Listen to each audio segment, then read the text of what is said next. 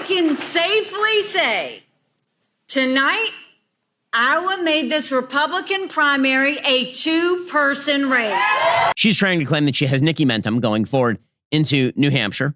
Again, very hard to see her winning a victory in New Hampshire, even with all of the anti-Trump support consolidating. Trump has the numbers in New Hampshire to win a sheer majority in New Hampshire again. I mean, assume that Vivek's support is going to go directly to Trump. Assume that some of DeSantis' support is going to bleed over to Trump. And he's above 50% pretty easily. So, again, Nikki Haley is claiming that this is now a two-person race. Let's be frank about this. This is now a one-person race. All right, folks. So it's a pretty known fact that Ben Shapiro is not the biggest Trump fan and never has been. But I do want to give him credit today for at least not being delusional about it like some of the other people who support Haley or DeSantis. Because when you take a look at what happened in Iowa, right, Trump gets over 50% of the vote. Next second place candidate is something around 30 points behind. It is obvious, it is indisputable at this fact that there is no path to victory for any of these other candidates. Donald Trump will be the Republican nominee. And so my message to the people who supported Vivek, who supported DeSantis, Haley even, although a lot of Nikki Haley voters, according to the data, are actually Democrats. Maybe we'll talk about that some other time. So, maybe not her so much. But of the other candidates, my message is simply, I get it. You made your case. You made your grievance. It's time for us to come together and get behind the only coalition that can defeat Joe Biden in November, right? And props to Ben Shapiro at the very least for saying, look, Trump's not my favorite guy, but if he's the nominee, I'll accept it. And now after what happened in Iowa, saying, yeah, Trump will be the nominee, because you take a look at what some of the other influencers are saying. I mean, you still have DeSantis influencers that we'll talk about in a second, still pretending like there's a path to victory for him. Again, absolutely delusional. You're just grifting at this point. You're just wasting everyone's time. And of course, if you'll remember, Nikki Haley, right after the win, after coming in third in the Iowa caucus, was giving a speech pretending like she won and saying that this is now officially a two-person race, even though she came in third place. So that doesn't even make any sense. But that's the girl math of bird brain Nikki Haley for you. And I want to react today to this clip of Ben Shapiro tearing apart the delusion with facts and logic and simply saying to basically the other candidates, the other camps, it's over. Okay, get with the program. It's over. And again, this is coming from a guy who has never been the biggest Trump guy, who did not want to support Trump in the primary. But take a listen to what he has to say about it. I think most of it's pretty on the money. So take a listen. Nikki Haley, who finishes a close third, she's beat out by Ron DeSantis by a couple thousand votes for third place. She's trying to claim that she has Nikki momentum going forward into New Hampshire. Again, very hard to see her winning a victory in New Hampshire, even with all of the anti-Trump support consolidating. Trump has the numbers in New Hampshire to win a sheer majority in New Hampshire again. I mean, assume that Vivek's support is going to go directly to Trump. Assume that some of DeSantis' support is going to bleed over to Trump. And he's above 50% pretty easy. And why is that? It's because contrary to what you see from some DeSantis influencers online, a lot of DeSantis's actual voters are not deranged TDS Trump haters. They're okay with Trump, but maybe they view DeSantis as more electable, or maybe they say, hey, he handled COVID better than Trump, or he was a good governor. Maybe he's a better executive. Maybe he's more electable. And to those people, I say, that's fine. I get the arguments. I have no ill feelings toward them. But I think after they see what happened in Iowa, they're just going to turn around and say, okay, well, clearly DeSantis is not viable. Time to get behind Trump. Maybe he was my second pick or third pick, but it is what it is, right? But that seems to not be what some people on the internet think. But that's the truth about a lot of DeSantis voters. I think a lot of DeSantis influencers are out of touch with their own voters. And again, credit to Ben Shapiro. I think he understands the average Ron DeSantis voter better than some of these paid influencers for DeSantis do on the internet. But here you go. Easily. So again, Nikki Haley is claiming that this is now a two-person race. Let's be frank about this. This is now a one-person race. Again, people are going to say that I'm early on this, but I'm sorry. This is what the numbers say. This is what the numbers are. Okay, yep. Here's Nikki Haley. I can safely say tonight, Iowa made this Republican primary a two-person race. Again, this is coming from a woman who came in third place. Okay, so if Iowa made this a two-person primary, that means, Nikki, according to the math, You are not in the primary anymore. Okay, so good job on that one. I mean, again, let's be real about this. This is not a two-person race. Donald Trump is way the hell ahead of everybody. I was going to hold my judgment on that until we saw some actual results from some actual caucuses. But even if Nikki Haley were to pull... And that's fair enough. I think that's what Vivek did as well, and his supporters did as well. It's like, okay, let's see how the first election goes. But after seeing how the first election went, it speaks for itself, right? A close second in New Hampshire. Hell, even if Nikki Haley were to win New Hampshire, it is hard to see her going down south to South Carolina and then somehow pulling a miracle out and beating Trump. That's really the only path that Nikki Haley has forward. So just giving you the pure, honest analysis here, Donald Trump is the Republican nominee in 2024. And maybe and by the way, even if Nikki does manage to, the strategy she's employing in New Hampshire is basically, because it's an open primary, anyone can vote, to get all the independents and Democrats to get behind her and try to vote for her and maybe narrowly upset Donald Trump. And that won't be a good look for Donald Trump, don't get me wrong. But even if she pulls that off, and even in her home state of South Carolina, where she is way down in the polls, but let's say, oh, she's from there, she manages to pull an upset, even if she, by miracle, wins the next two states, you look at the map after that, it's done for her, right? Nevada, she's going to get destroyed in. All the Super Tuesday states, she doesn't have a chance. Ron DeSantis doesn't have a chance either. So yeah, in many ways, they are just wasting everyone's time at this point. Trump's going to be the nominee, and anyone saying otherwise is delusional. They are. This is always how it's going to be. Again, if Republicans saw him as an incumbent president, which many Republicans see him as, that meant he was going to win. Not just that. Yeah, there's a principle in drama and fiction writing called Chekhov's gun, named after the writer Anton Chekhov. So Chekhov famously suggested that if you put a gun over the mantle in the first act of a play, by the end of Act 2, that gun has to be fired. You don't put the mantle over the gun you don't put the gun over the mantle unless the gun is going to be fired. And I've said this to my business partner Jeremy Boring many, many times. Chekhov's gun's principle is not actually an imperative. It's descriptive, meaning that is how the human brain works. That is how people act. They act as though if the thing is there, it is going to be used. The idea that there was going to be a 2024 election absent Donald Trump, that Donald Trump was not going to be a part of this story in what is now season 9 of Trump. I mean, his name's the show, right? I mean, we're all living in the Trump show since 2015. It's now 2024. Season 9 of Trump got greenlit. And it got greenlit during like season 6. So the fact that Donald Trump has stuck around this long, it is an amazing, durable story. I mean, it's the most amazing political comeback story in a sense since Richard Nixon, right? Richard Nixon ran as vice president with Dwight Eisenhower. And then in 1960, he ran for president. He lost very narrowly to JFK. And then he went out into the wilderness. And then he came back in 1968 and he won a sweeping victory against Hubert Humphrey. That looked a lot closer than it actually was in the end. This is that. I mean, this is what that looks like. The fact that Donald Trump won in 2016, lost fairly narrowly in the Electoral College in 2020, and now has come back and has stuck around, he really never went away, in 2024, is just on any level an amazing story. And the American people do love an amazing story, and they kind of want to see the end of this movie. They want to see the end of what is the end of the Trump movie. How does season 9 of Trump end? And as Patrick Bet-David always says, I think this is one of the smartest kind of slogans he has, is America loves a fall. Right? America loves to see someone lose everything. It's why we're so voracious about when celebrities get destroyed or scandal happens to them. But the only thing they like more than a fall is a comeback, right? We're a nation of comebacks. I guess it's kind of written into the fabric of America, I suppose, in a way, right? The idea of the second chance, the pioneer crossing mountains to get to California after, leaving their old life in the East. But it's also true, right? The Donald Trump comeback story, even when he's facing criminal charges, and I think people from other countries like Piers Morgan, for instance, look at that and say, how can America be voting for a guy who went through all this? Yeah, because that's who we are as a country. More than a fall, we love the comeback story. And I think Ben's right about that. Right. That is, I think, what's in a lot of Americans' mind, right, left, and center. And the story gets a lot less interesting when Trump isn't a part of it. You can start to see the consolidation of the Republican field already, right? Nikki Haley, who's the person who would have the clearest alternative path if there were such a path that I don't think actually exists. Even she was asked about, would you support Donald Trump over Joe Biden? And she's like, of course. I mean, like, yes. The coming home effect inside the Republican Party is on. Everybody is going to flow behind Trump. Yeah, that's the way this is going to go.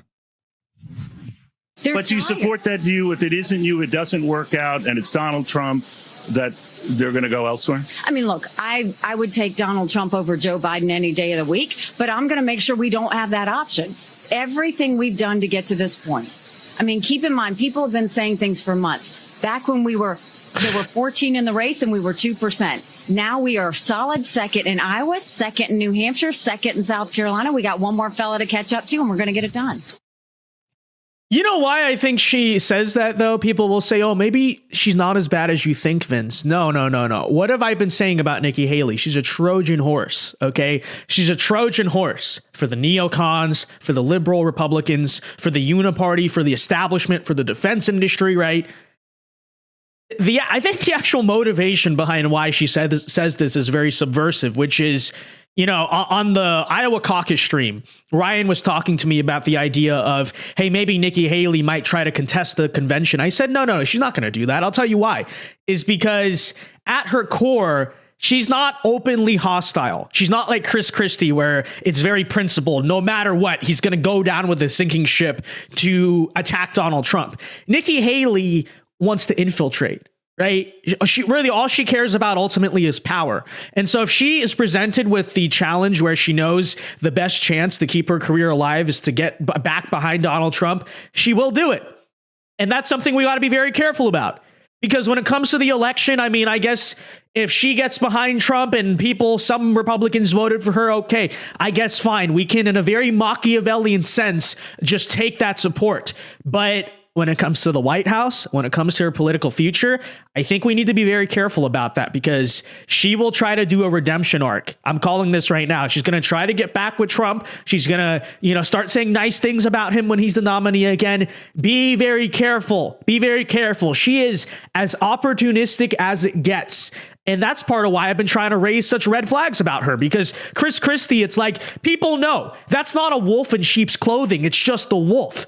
Nikki Haley is the wolf in sheep's clothing. We need to be very careful, but, And meanwhile, Kim Reynolds, she knows what she's doing.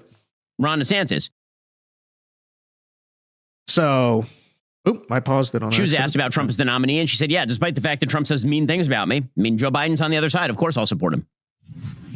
If it comes down to Donald Trump as the nominee, I'll support him. I'll support whoever our nominee is. Do you share that view? Does the Governor DeSantis, share that view? Well, you'll have to ask Governor DeSantis that, but I've made it clear that I will. I'm a Republican, and, all of the candidates running are going to be better than what we have. All the stuff he said about you? Well, because, we've got to win. We are a resilient people. This country is in trouble. Look at the southern border. I talked to a lot of people at that diner, Governor, who said, no, this isn't worth it. To go to Trump, no. Yeah, well, people are going to I just think, too, when you look at the direction of the country, I believe it's going to be Ron. So I believe ours is our best shot. But if it were Trump and Biden, you, the governor, yes, very popular governor, would go. I'm on record saying that and consistently saying that. I'm a Republican, and we need to make sure that we don't reelect President Biden for another 4 years. Okay, so with all eyes turning toward the general this early, the question becomes, what are the strategic and tactical factors in play in Trump versus Biden? So there you have it, folks. Ben Shapiro recognizes the reality of the situation. Good for him. Kim Reynolds, same thing. Ron DeSantis, I don't know what, he's saying whatever he is publicly, pretending like he's still a competitor in the race, but deep down, I'd have to imagine those talks are beginning as well. Nikki Haley probably trying to do the same thing, even though in her case, I think it's subversive. This is the attitude everyone needs to have. I will say it, right? I get why people got behind DeSantis or had a preference in terms of him over Trump. I do get it, okay? I've addressed some of those arguments before. I think initially back in like 2021, 2022, some of them were actually quite compelling. Now, I think when you see how his campaign went, maybe some of that tampers your expectations of the guy, but there's no ill will there necessarily, right? I want them to reconcile. I think they should. Kim Reynolds, in her case, she kind of maybe made a poor political decision by backing the wrong horse in this race. But ultimately, from everything I've seen out of her, she's a pretty decent governor in the state of Iowa. We need her in the coalition too, right?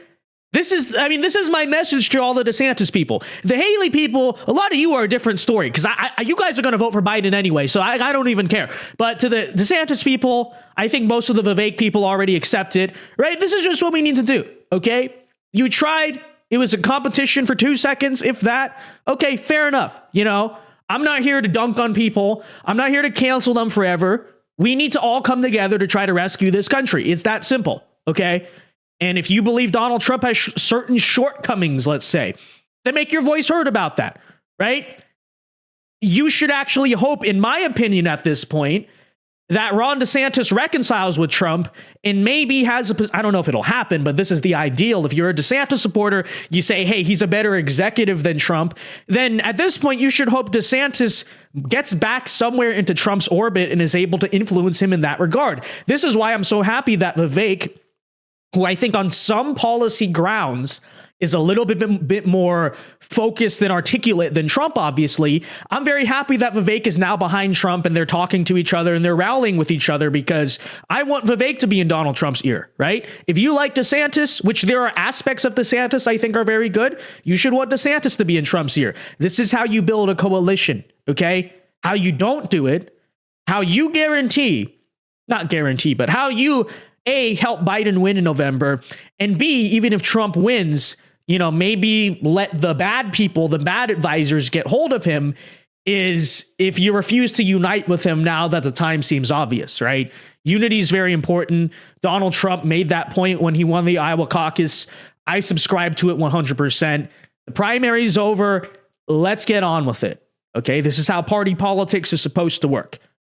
And I think most real voters, real Republicans in this country who support DeSantis or Vivek get that. And Ben Shapiro gets that, obviously. But you're seeing that there's a lot of Ron DeSantis supporters who don't get that. Or I should say Ron DeSantis influencers, terminally online people on the internet who don't get it, because you have people like this. Okay, this guy's name is Bill Mitchell. If you're not familiar, he's one of the most prominent pro DeSantis influencers on Twitter. And instead of just accepting it and moving on, the guy is unhinged. The guy is shifting the goalpost. The guy is still coping and making excuses. Okay, so you can go through his whole timeline. There's a lot to react to, but just to give you an idea of how this man reacted to the Iowa caucus.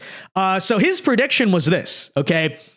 He says, when DeSantis wins Iowa, the Trump campaign wheels will come off. It will go from bad to worse fast. Trump's only strength is the inevitability of the fake polls. So again, what was the guy saying? He was not saying, let's see what happens. The guy was saying Donald Trump is going to lose the Iowa caucus to Ron DeSantis. He was very confident about this.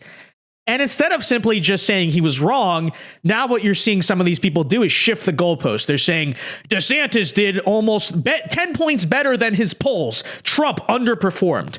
By the way, what he's actually talking about, Trump's RCP average in the polls in Iowa was 52.5%. In the actual election, he got 51%. Wow, what an underperformance, ladies and gentlemen. That's called a margin of error. Okay, 1.5%. That's well within it. The polls are not exact.